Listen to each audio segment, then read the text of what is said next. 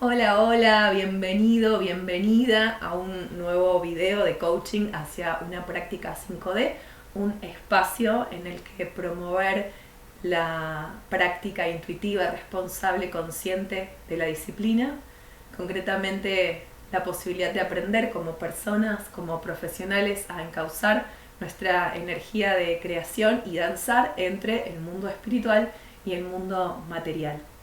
Hoy vamos a estar conversando sobre la importancia, al menos desde esta mirada, de la práctica en la sesión de coaching, ni que hablar en el ámbito de talleres. Hago un paréntesis, eh, estamos conversando desde un lugar que es mágico.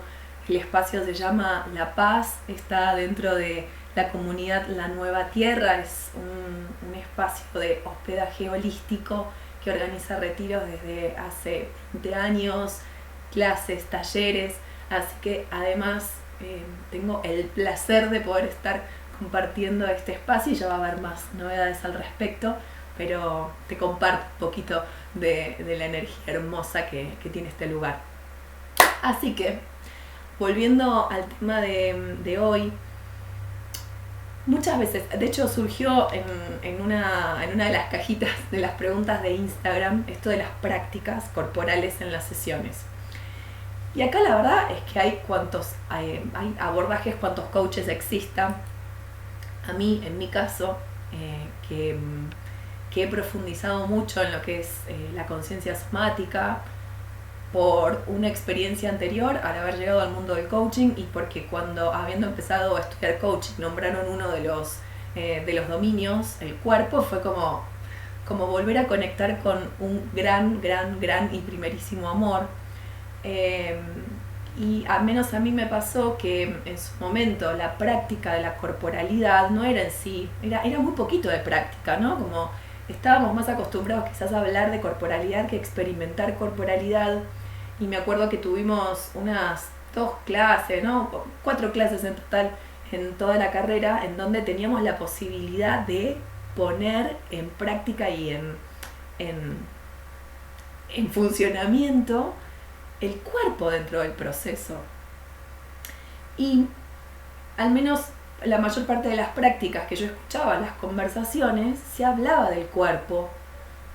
Y a mí me resultaba vital poner el cuerpo en sesión. Y poner el cuerpo en sesión no era solamente estar en el mismo espacio físico con el otro sentado en una silla, ni que hablar con una mesa en el medio, ¿no? En donde también hay una composición simbólica del espacio. Por eso lo vamos a dejar para otro video. Pero acá, otra vez, no quiere decir que sea la única forma, es la forma que yo encuentro, la que para mí tiene sentido, porque si estamos hablando de que somos un todo, de una perspectiva más holística del ser humano, necesitamos convocar todos nuestros dominios, todos nuestros yoes, desde el físico, desde el mental, desde el emocional y por supuesto el energético. El energético está puesto siempre, porque más denso, menos denso, somos energía, con lo cual desde la palabra, desde el movimiento, hay algo que está puesto en juego ahí.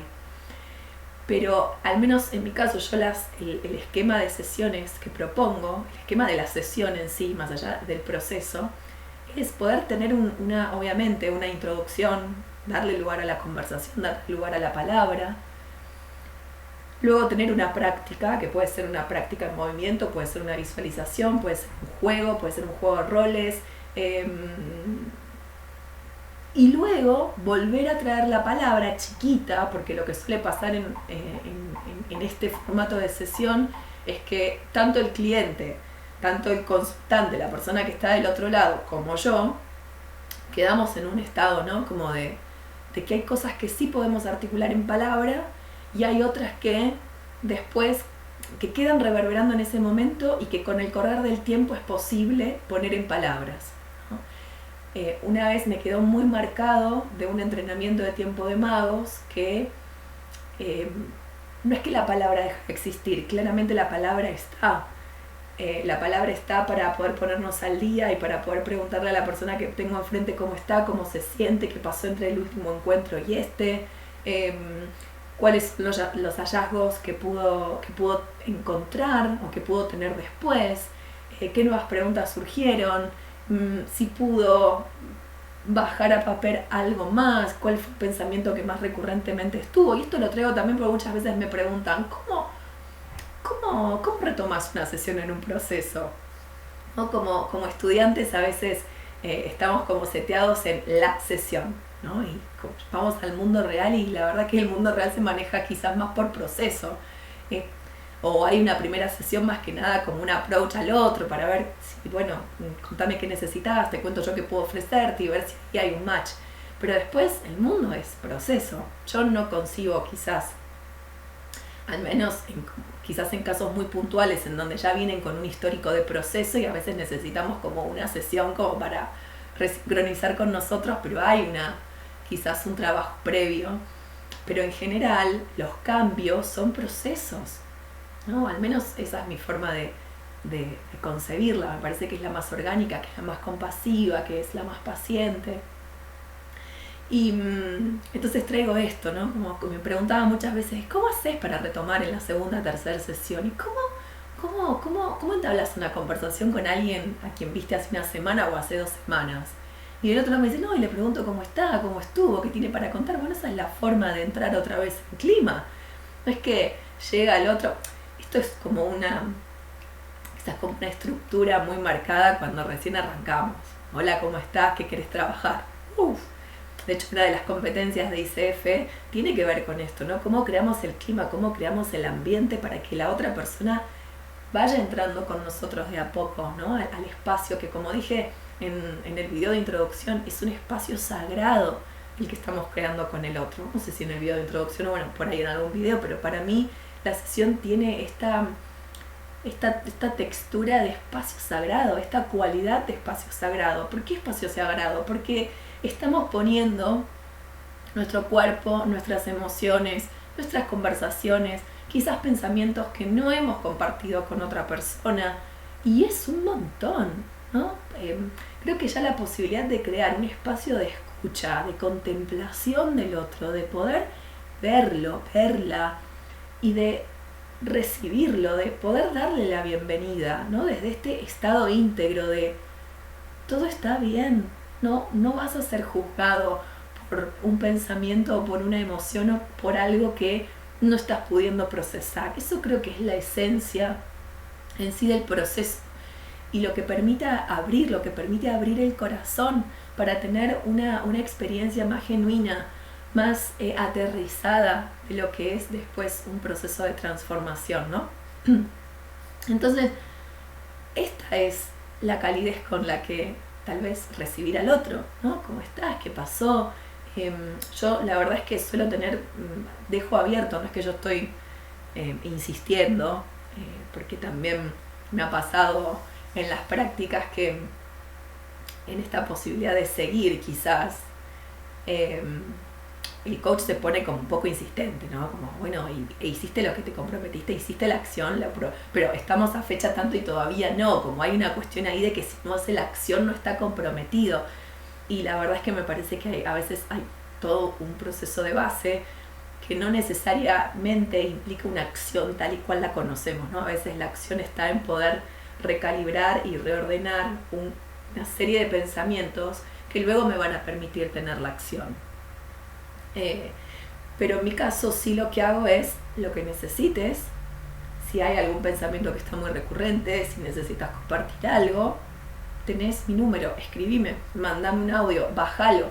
A veces sirve mucho esto, ¿no? De hecho, en los procesos sugiero muchísimo el cuaderno, la bitácora de viaje, con 3 propuestas. Una que nos permita escribir libremente lo que nos ha pasado después de una sesión o quizás después de una experiencia que tuvimos en el tiempo intermedio entre sesión y sesión. Después propongo que puedan escribir un hallazgo, ¿no? Esto, a ver, ¿qué descubrí?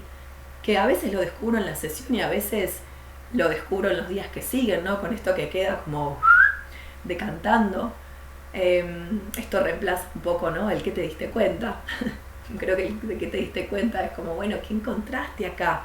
Como formas alternativas de plantear quizás la conclusión de un espacio.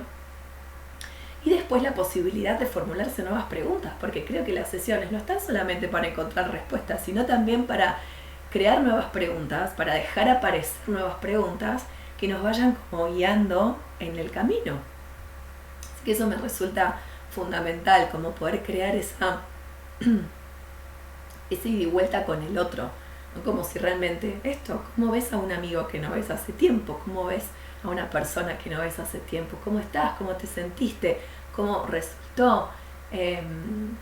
Y eso ya nos va entrando en clima, ¿sí? Porque de hecho, obviamente, más allá de que hay un para qué del proceso, que hay un objetivo, esto sí lo mencionaba en el video de introducción, lo importante es también, al menos en mi caso, poder crear estados de ser que nos permitan luego sostenidamente crear nuevas acciones, ¿ok?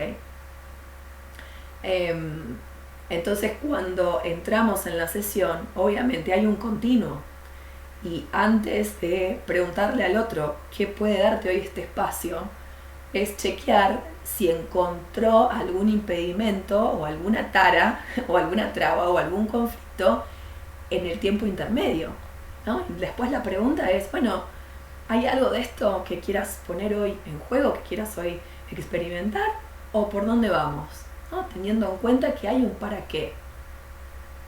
Y ahí se va construyendo el objetivo del encuentro, ¿no? A veces es más claro, a veces no tanto, a veces simplemente es permitirse la posibilidad de sentir, porque hay una emoción que está como ahí trabada, ¿no? Que está como sale pero no sale, sale pero no sale, y por ende, si la emoción está ahí atorada, todos los pensamientos también van a estar ahí atorados, ¿no? Y va a ser como un loop, ¿no? Acá es donde digo la importancia que al menos en mi caso reviste la práctica, el traer el cuerpo a la sesión. Y cuando digo traigo el cuerpo a la sesión, no quiero decir solamente me pongo a bailar en una pata y hago una dramatización. Esos son prácticas, pero no son las únicas, ¿no? Proponerle al otro que dibuje, proponerle, bueno, ahora estamos, al menos en mi caso, fueron la verdad es que 2 años de estar mucho en lo virtual, por la pandemia, por el respeto hacia el otro, porque me mudé y me vine a Bariloche, entonces el año pasado fue como mucho de aterrizar yo. De hecho este espacio espero que sea ahí como esta posibilidad, creo que así lo será, de volver a conectar con lo presencial, pero también se puede hacer en lo virtual, ¿no? Un dibujo, el poder moldear con masa, con plastilina, el poder representar lugares, ¿no? En el espacio y poder experimentar desde un trabajo más bien sistémico quizás, múltiples observadores, o poder liberar una emoción. Hay un montón de cosas que se hacen o que están ligadas al traer al cuerpo a la sesión. ¿Qué quiere decir traer el cuerpo a la sesión? Que el cuerpo tenga la experiencia, tener la experiencia de lo que me está pasando, de lo que estoy sintiendo, de lo que estoy pensando en la sesión, que no quede solamente en un plano lingüístico, en una narrativa. Es importante la narrativa, es fundamental la narrativa. Más adelante vamos a hablar un poquito de esto, ¿no? De la forma en la que lo está viendo la otra persona, la forma en la que se está conectando con la realidad, es la mejor manera en la que puede vivirla, ¿ok? No porque no quiera, sino porque no puede todavía, ¿sí? Entonces, validar lo que le está pasando, como una mentora mía, André, dijo una vez, ¿no? Anda a buscar al otro, al estado en el que está, para después poder moverse juntos hacia un estado diferente, si es que quiere, porque cuando queremos traer, es como, capaz que me lo escucharán en otro video, para el día del coach me compartieron un video que la verdad creo que a muchos les dio mucha gracia. A mí me dije, ay Dios, creo que fue parte de, como de las bases y de la gestación de este espacio, en donde había una persona corriendo y lo estaba siguiendo atrás un coach, ¿no? Y la persona le decía, pero el día está gris, está nublado, y el coach decía, no, pero está lindo. ¿Cómo fue que le decía algo así como, cómo podés resignificarlo? O veámosle el lado bueno. No sé si a veces capaz que no hay un lado bueno. El día está gris y el día está gris. No querramos convencer, ¿no? A veces hay una pregunta que empieza a ser como recurrente, y cuando es recurrente es como ¡bum, bum! ¿Y para qué te sirve esto? ¿Para qué te sirve pensar de esta forma? ¿Y cuál es el beneficio de esto?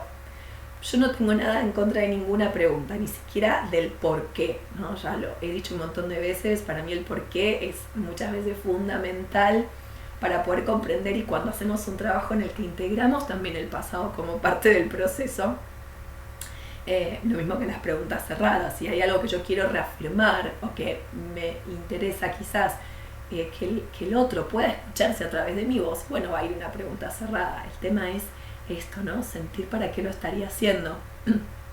Cuestión que el video, más allá de, la verdad sinceramente no me causó mucha gracia, pero es como, ay, la insistencia, no es esa la forma de, al menos para mí, ¿no? De que el otro, es como querer convencer, el otro no se va a convencer, ¿no? Quizás la pauta está en poder los dos sentarnos a contemplar el día nublado y ver cuál es el regalo de ese día nublado.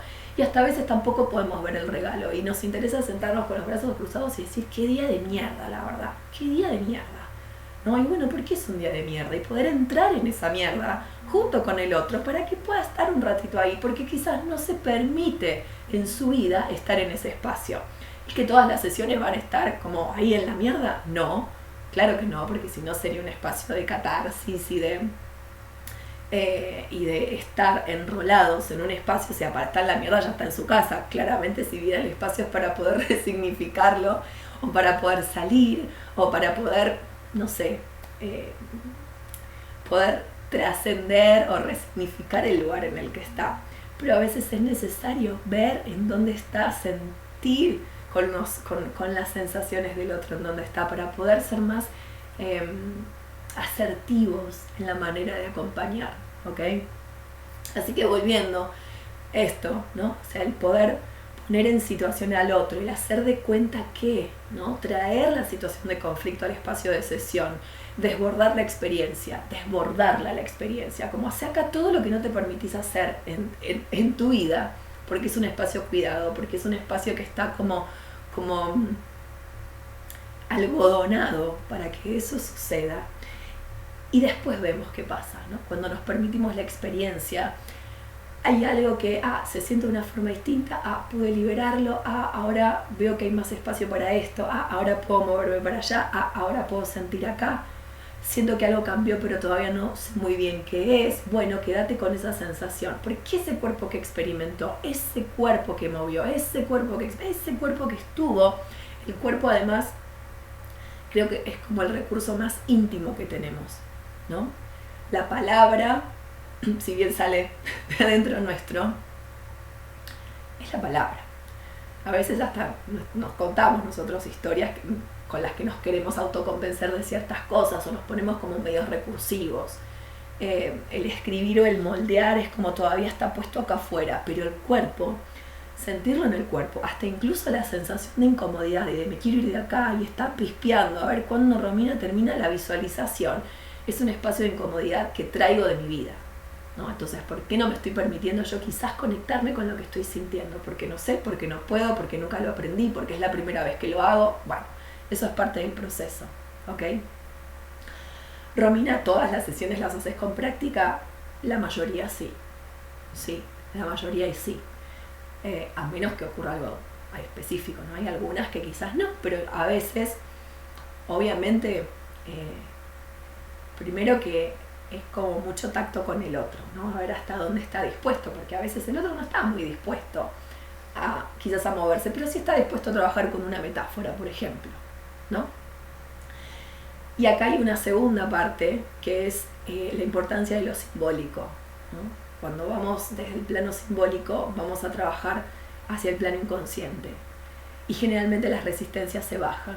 Y es un espacio en el que más podemos aprovechar esto de trascender la dualidad, en donde una cosa puede ser la otra al mismo tiempo, ¿no? Nuestra mente consciente, nuestra mente racional es la que excluye. Si es blanco no puede ser negro, si es lindo no puede ser feo, si es de día no puede ser de noche.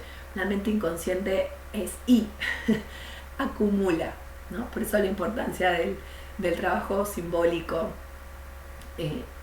al menos eso es lo que yo considero. Me lo van a escuchar decir mucho, ¿no? Pero hasta que quede como asentado que esta es una de las tantas miradas que puede llegar a existir, del trabajo desde el símbolo, porque además baja la resistencia. Hay algo que puede expresarse, ¿sí? Desde la lúdica, por ejemplo, que quizás no es tan fácilmente perceptible desde la palabra. ¿ok? Entonces después la palabra viene, esto retomo con lo que había dicho de Tiempo de Magos, ellos hablaban de bendecir, ¿no? La experiencia, bendecir, bien decir. A veces la palabra nos comprime, nos limita, entonces cuando tenemos la experiencia es ilimitada, exceptuando por nuestro cuerpo, ¿no? Pero nos podemos conectar más fácilmente con lo ilimitado de nuestro espíritu. Y después la palabra viene a ponerle nombre, viene a nominar de una forma diferente quizás. Sabes que no era enojo, era una tristeza enorme, galopante, pero la emoción más presente en mí es el enojo, esa es en la que me siento cómoda. Si yo me despojo del enojo, ¿qué queda? ¿No? Mi ser vulnerable. Mi ser vulnerable está triste y bueno, llorar, ¿no? Después está el cómo, ¿no? Y acá, que alguna vez me lo han contado también, piensen que lo que estoy trayendo quizás es como la síntesis y la búsqueda, este proceso de búsqueda de encuentro, no solamente la búsqueda, sino también valorizar lo que encontramos. De hace 6 años que soy coach, 2 antes empecé a estudiar, y antes de eso venía con toda una práctica y una experiencia desde la danza, desde el movimiento auténtico, etcétera, etcétera. Con lo cual estamos hablando de mínimo 10 años de búsqueda, ¿no? Y de filtrar y de sintetizar espacios, prácticas, profesionales, maestros, no porque nos sirvan todos, sino qué es lo que quedó en mí, ¿no? Y esto vuelvo que a veces no es solamente lo que busco, sino también darme cuenta, valorizar aquello que estoy encontrando, ¿no? Con qué elijo quedarme y que esto hoy no es para mí, ¿ok? Y obviamente es algo que se va aprendiendo. Me acuerdo, y la vuelvo a traer a Andre Gregoris, que cuando yo estaba estudiando con ella me hacía esta pregunta: ¿cómo elige esta mujer la música? ¿Cómo la tiene tan a tiro? ¿Cómo canaliza la práctica? A mí me llevaría, no sé, me tendría que decir de antemano la persona que va a querer trabajar para poder elegir. Y al principio es un estado de hiperconciencia, ¿no? Y de preparación, a ver listas de música, la elección de si pongo música, de si no pongo música, cuando sí, cuando no. El nosotros trabajar con nosotros mismos como facilitadores es esencial para poder abrirnos como canal y estar más receptivos a lo que estamos necesitando en el campo, ¿ok? Y al principio era, bueno, a ver, pongo música, y después dame un segundo, dame 3 minutos que voy a preparar, ¿no? Esto como coaches a veces no nos los permitimos, tenemos que tener la pregunta a tiro, la práctica a tiro, eso es lo que yo pensaba antes también. Si le digo que me espere 3 minutos, ¿qué va a pasar? No pasa nada. Y está buenísimo. Y mientras tanto le podemos decir, andate en virtual, ¿no? Anda a buscar un vasito con agua, estás bien, necesitas ir al baño, tráete algunos elementos, ¿no? Es una preparación mutua y es súper válido, ni que hablar en lo presencial, ¿no? Anda acomodándote, cerra un poquito los ojos, conectate con vos, lo mismo en lo virtual. Mientras muteamos el micrófono, lo dejamos a la persona con un espacio ahí de conexión y nosotros vamos a preparar lo que necesitamos para facilitar, ¿no? Y al principio es esto: estará bien, estará mal, Bueno, así como le decimos al otro que lo que surja va a estar bien, incluso si me dice que hasta acá llega y que no quiere seguir, para nosotros también funciona de la misma forma, ¿no? Y es confiar también en que aquello que estamos proponiendo es un continuo de lo que está pasando, ¿ok? Al principio esto, como cuando aprendemos una competencia, estamos con el proceso de hiperconciencia. No lo hago, no lo hago, ¿sí? Hasta que después empieza a volver más intuitivo. Y yo te aseguro que sucede porque pasé por ese proceso. Y si yo lo hice, vos también podés hacerlo, ¿ok? Con esto, ¿qué quiero decir? Que hay toda una preparación, obviamente hay todo un entrenamiento, ¿no? Hay prácticas que son más complejas que otras, hay prácticas que implican más involucramiento por parte del facilitador que otras. Es un estado. Yo hoy puedo hablar desde lo que hago hoy, ¿no? Sí, y esto siempre lo he dicho a los alumnos, que cualquier otra persona te sirva como inspiración, ¿no? Porque a veces nos pasa cuando estamos estudiando, de hecho hoy a veces también me pasa a mí, de decir, ay, ¿cómo hace esa persona para hacer esto? Yo nunca voy a llegar. Bueno, pero te estás comparando con 3 estadios de evolución más, de evolución en el sentido de las competencias y de las prácticas, ¿no? ¿Cómo empezó esa persona? ¿Dónde estaba esa persona en un estadio en el que estás quizás vos hoy? ¿No? Que te sirva como inspiración, no como competencia. Siempre va a haber personas con recursos diferentes, ¿no? Con nosotros podríamos considerar más o menos. Entonces, a ver, ¿qué me trae? ¿Qué me aporta la práctica?